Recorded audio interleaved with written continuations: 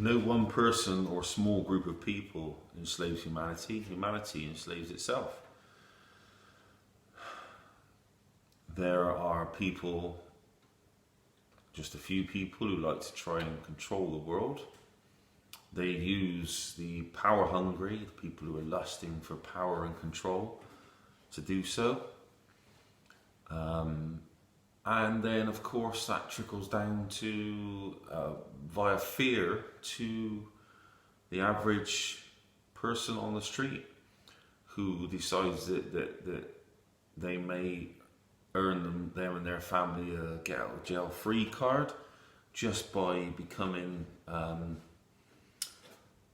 should I say, these are the types of people who would, if there was an anonymous phone line set up to phone up and report somebody in your neighborhood or someone you've seen for breaking the new rules, whatever that may be,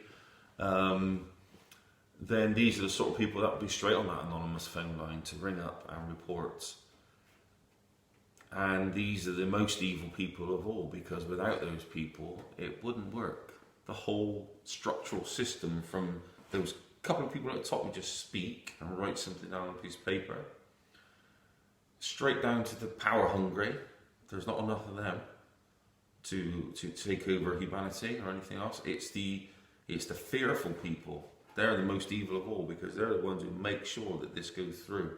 They make a decision in their life at that time as to whether or not they're going to become part of any evil ideology, or whether they're just not going to abide by that. I'd like to think that, we're at a level now with the sharing of information via internet and the more awareness that you see around you today. They're speaking about things that you couldn't even dream of speaking about 5-10 years ago.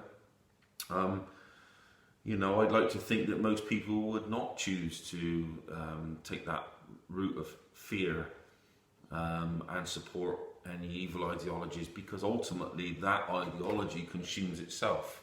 Because what you've got to remember is it all starts from a power hungry structure, and that power hungry structure consumes the people at the bottom first as it goes up. So do you really want to be one of those who's selected last to when you think about these ideologies when they come along, do you want to be one of these people who's last to be selected, and having broke all your moral codes and made probably decisions that you can't live with after that you have to hide from?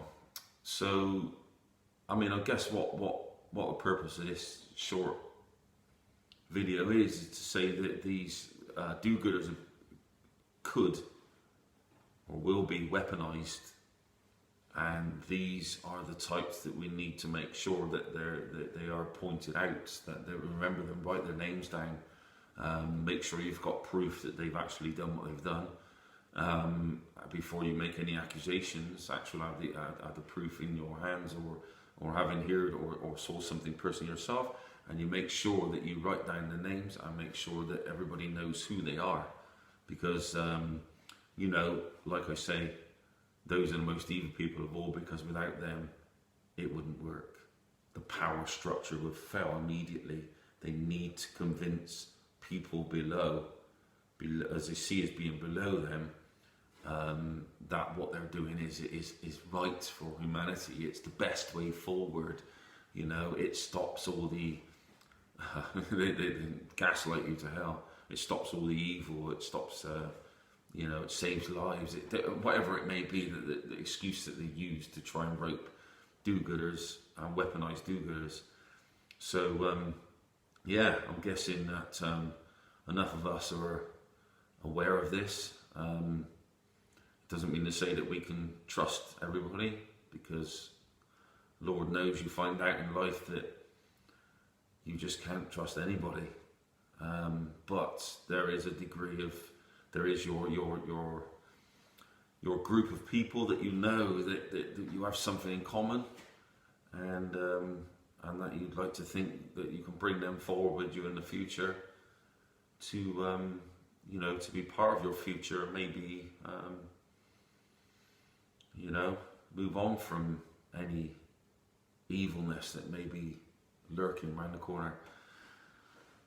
So to end on a positive note, I think we're going somewhere good. I think we're all aware enough.